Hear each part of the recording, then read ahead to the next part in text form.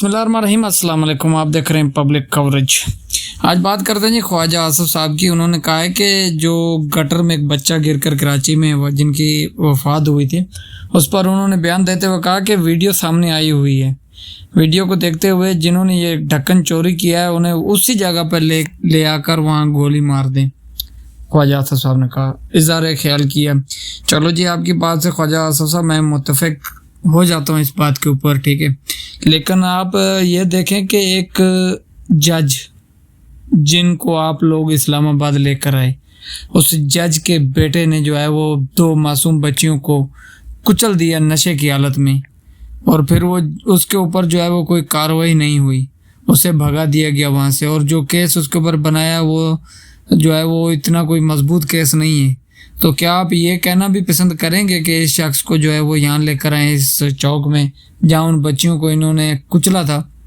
ان نے اور ان کے 2 دوستوں نے، تو انہیں اسی چوک میں لے آ کر گولیاں مار دی جائے؟ کیا اتنی جرت ہے؟ یعنی وہ جو ڈھکن چراتے ہیں نا، یا تو وہ نشئی ہوتے ہیں جو نشے میں ہوتے ہیں، اور انہیں نشے کی جب لت لگ جاتی ہے، وہ نشہ کے لیے جب ان کے پاس کوئی پیسے نہیں ہوتے وہ اٹھاتے ہیں، یا پھر وہ جو جن کے جیب میں کچھ نہیں ہوتا پھر وہ یہ گزارا کرتے ہیں اٹھا کر، ٹھیک ہے۔ تو یہ بھی ریاست کی کمزوری ہے کہ ان لوگوں کو جو ہے وہ پروٹیکٹ نہیں کیا، جو یا تو غریب ہیں یا نشئی ہیں، ان کے جو ہے وہ ان کے علاج معالجے، یا پھر میں کوئی ان کو جو ہے ڈیفینڈ نہیں کر رہا ہوں، لیکن حقیقت یہی ہے کہ یہ نشئی اٹھاتے ہیں یا پھر وہ اٹھاتے ہیں جو غریب ہوتے ہیں۔ اور گولی تو انہیں بھی مارنی چاہیے جو ان سے ڈھکن خرید کرتے ہیں، ڈھکن خرید کر کے جو ہے وہ رکھتے ہیں، ان کو بھی تو گولی مارنی چاہیے۔ لیکن خواجہ آصف صاحب نے صرف اشارہ ان لوگوں کی طرف کیا ہے جو غریب تھے، انہیں پتہ ہے کہ یہ کچھ آگے سے ری ایکشن نہیں کریں گے، غریب کو مار دو، غریب جو ہے وہ نہیں ہونا چاہیے۔ خواجہ صاحب اگر اتنی جرت ہوتی نا تو آپ یہ بات کہتے کہ جج والی ویڈیو آپ لوگوں کے پاس ہے، عوام تک تو آپ لوگوں نے نہیں پہنچنے دی، لیکن آپ لوگوں تک پہنچ چکی ہے وہ ویڈیو کہ ایک جج کے بیٹے نے اور اس کے دوستوں نے مل کر جو ایک 2 معصوم بچیوں کو جو غریب جو سکوٹی پہ اپنا جا رہی تھی انہیں کچل دیا۔ تو اس کے اوپر تو آپ نے اف تک نہیں کی، وہاں تو آپ نے کوئی ایسا بیان نہیں دیا، یہ آپ کی 2 نمبری ہے۔ دوسرا جی، خواجہ آصف صاحب نے ایک اور بیان دیا کہ افواج پاکستان کے اوپر جو ہے ہم نے بھی تنقید کی لیکن ہم نے سرخ لکیر جو ہے وہ پار نہیں کی۔ خواجہ آصف صاحب آپ شاید بھول گئے ہیں، آپ نے بھی ایک اٹیمپٹ کی تھی، وہ کی تھی 1998 میں۔ آپ کو شاید یاد ہوگا کہ آپ نے ایک سٹنگ آرمی چیف کو جو ہے وہ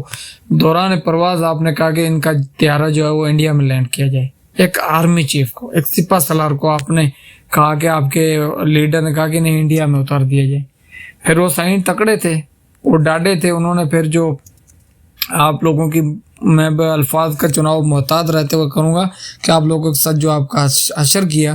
اب تک جو ہے وہ آپ میں اتنی جرت ہی نہیں رہی دوبارہ کہ آپ اس طرح کی کوئی حرکت کر سکیں۔ تو آپ کی جو ساری سیاست ہے نا وہ یہاں اسٹیبلشمنٹ کے سر پر تو چلتی ہے، ورنہ الیکشنوں میں آپ لوگوں کو لگ تو پتہ کیا تھا۔ تو یہ جی خواجہ آصف صاحب کے 2 بیان، اور میں جاتے جاتے یہ کہنا چاہتا ہوں خواجہ آصف صاحب آپ صرف مطلب کے لیے افواج پاکستان سے محبت کرتے ہیں، کیونکہ آپ کو پتہ ہے کہ ان کے ساتھ چپکے رہیں گے، ان کے ساتھ لٹکے رہیں گے تو ہماری سیاست زندہ رہے گی، ہمیں سیٹیں ملتی رہیں گی، MNA کی، MPA کی۔ لیکن ہم لوگ جو ہے پاکستان کی جو افواج ہے اس کا دفاع اس لیے کرتے ہیں کہ وہ ہماری پیاری افواج ہے اور پاکستان کی محافظ ہے، پاکستان کی حفاظت کر رہی ہے، اس لیے ہم ان کے دفاع کے لیے ہر وقت تیار ہیں۔ تو افواج پاکستان آپ اکیلوں کی نہیں ہے، ہم سب کی ہے، تو انشاءاللہ ان کے دفاع کے لیے ہم ہر وقت تیار ہیں۔ کسی بھی محاذ پر، سوشل میڈیا پر، کہیں بھی جب ان کے اوپر تنقید ہوگی تو ہم انشاءاللہ جواب دیں گے۔ افواج پاکستان ہماری جو ہے دنیا کی ٹاپ ٹرینڈ افواج میں سے، اور ماشاءاللہ رہے گی، ہم اپنے فوج کے ساتھ ہیں جی۔ پاکستان زندہ باد، پاک فوج پائندہ باد۔